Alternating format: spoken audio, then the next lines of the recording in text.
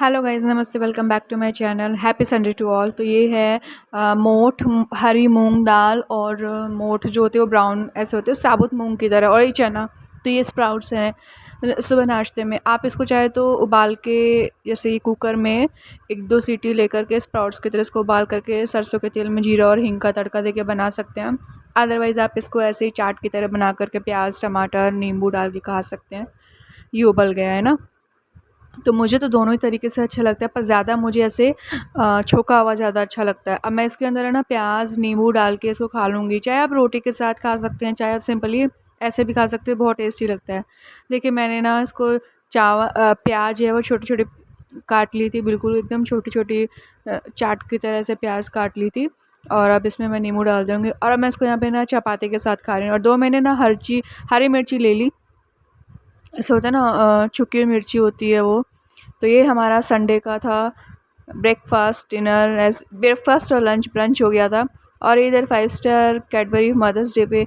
और ये मेरा हेयर फॉल देखिए आप, इसका क्या सल्यूशन है ये तो मतलब समझ लो नॉर्मली रोज़ का ही इतना निकलता है, समझ नहीं आता हेयर फॉल मैं कैसे कम करूं। और शाम का वक्त तो चला है, शाम बोले तो 7 साढ़े 7 के करीब।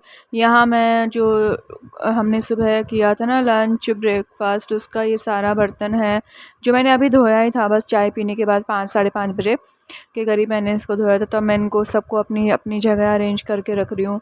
और अब है ना फिर मैं आटा लगा लूँगी। तो क्या है ना कि फिर रात के भी खाने की तैयारी करनी है। तो मम्मी जो है बाहर सब्ज़ी लेने गई हुई है, तो बस अभी मैं फटाफट से आटा भी लगा लूँगी। और सब्ज़ी का देखते हैं क्या बनाना है, क्योंकि थोड़े से मोठ सुबह के रखे हुए हैं, हरी मिर्ची भी छोकी हुई रखी हुई है। तो देखते 2 खीरा ही छोक लेंगे।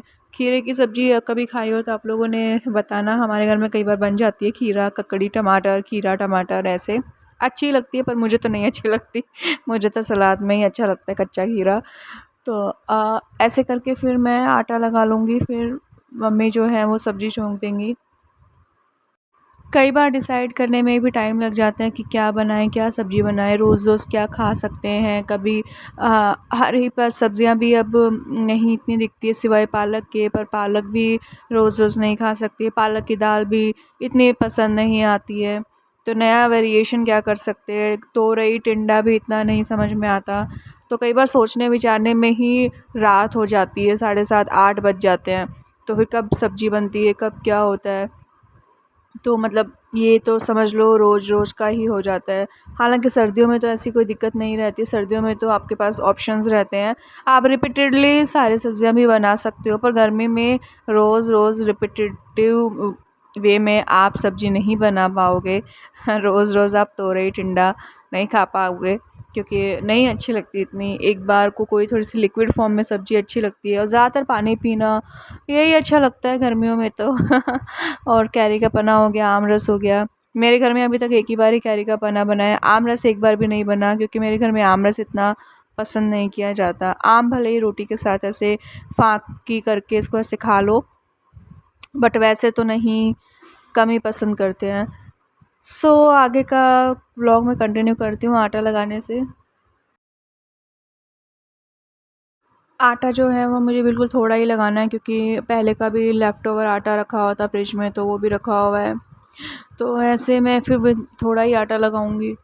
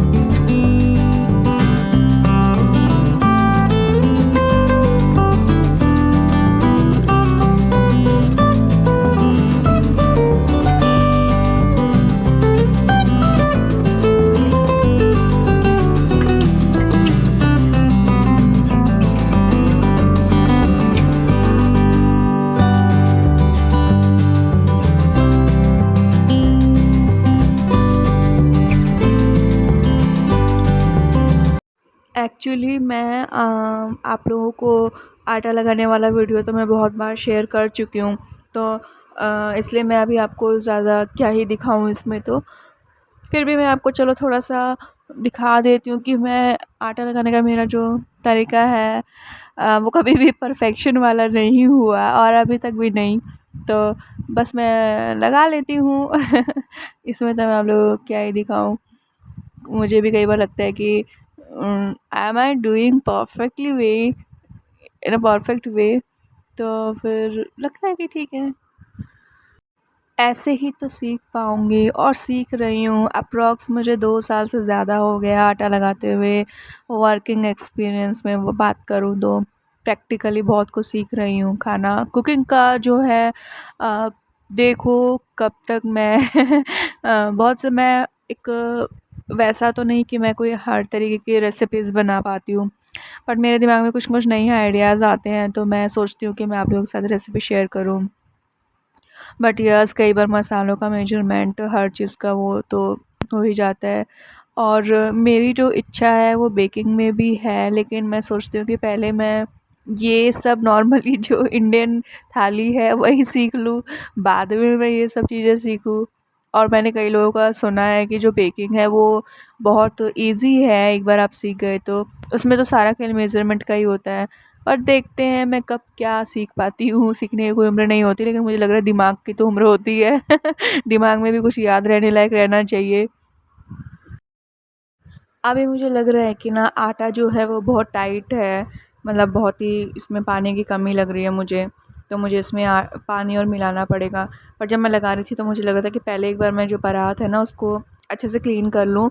हाथ जब आपके क्लीन हो जाए, परात जब आपकी अच्छे से क्लीन हो जाए, तब आप समझ जाओ कि आपका आटा लग चुका है।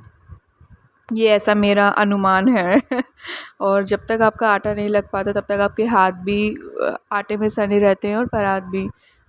धीरे धीरे आप एक बाइंडिंग कर लो आटे की, उसके बाद जब साइड से लग रहा होता है तो उसको आप स्क्रैच करके हाथ से उसको आप उसमें लप लपेटते जाओ, तो वो बहुत अच्छे से परात जो है वो क्लीन हो जाती है।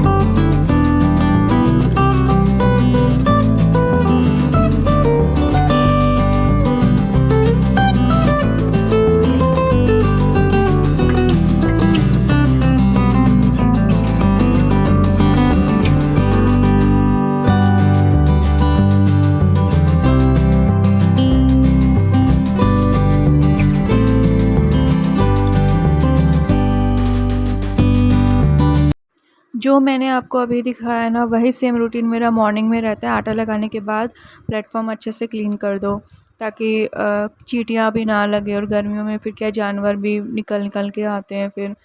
तो ऐसे करके मेरा ये इसको पूरा अच्छे से वाइप अप करना है।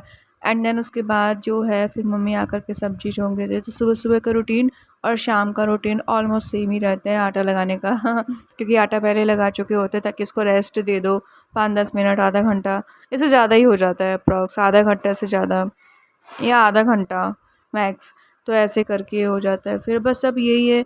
अब सब्जी अभी तक डिसाइडेड नहीं है क्या बनेगा, तो उसका तो कुछ नहीं कर सकते। और फिर बस जगह जो है मैंने खाली कर दी है, ताकि अभी मम्मी सब्जियां वगैरह लेके आए तो वो वॉश करने के लिए रख दें।